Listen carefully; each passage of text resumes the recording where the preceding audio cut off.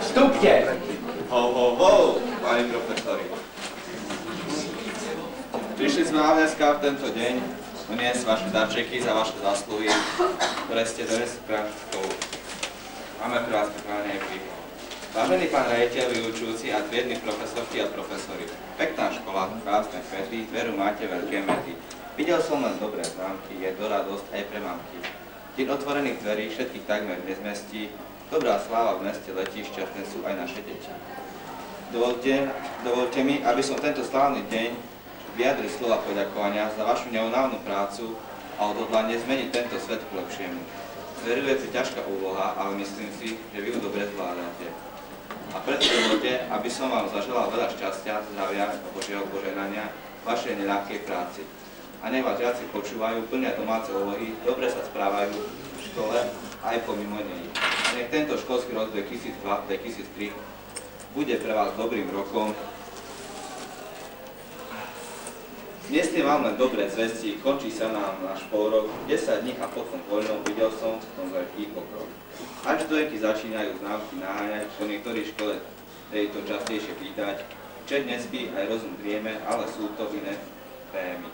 Ak zhodnotím vašu prácu, treba k tomu povedať, že je ťažká a zložitá, tak ľahšiu opicu naučiť do nebies lietať, pretože vám viac zdravia, síl, duševných odhodlania, nech peňaženky o vašej nesvieti len prázdnota, 15. plat vám prajem, dlhá by to dobrota, prihovorím sa aj hore, aby dane išli dole.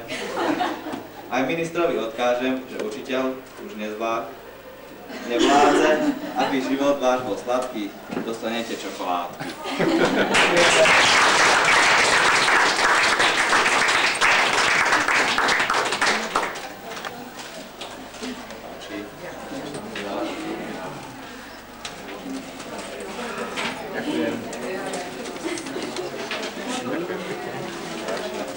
My ďakujeme za vašu vykonanú prácu. O rok sme tu zás. Tešíme sa. Dovidenia. Ešte nie. Pán Mikuláš, niekto nám ukradol občas. Niekto nám ukradol občas. Zoberte sa za niekedy, dáte nejakú čertu z toho. Tak urobili lepší svet na tejto škole, že by nám to všetkým bolo lepšie a že by to urobili učiteľi, ale ja si myslím, že aby tam to bolo všetkým dobre a lepšie, tak na to musíte aj tí, ktorí teraz pôjdete, aby oni k tomu prispeli.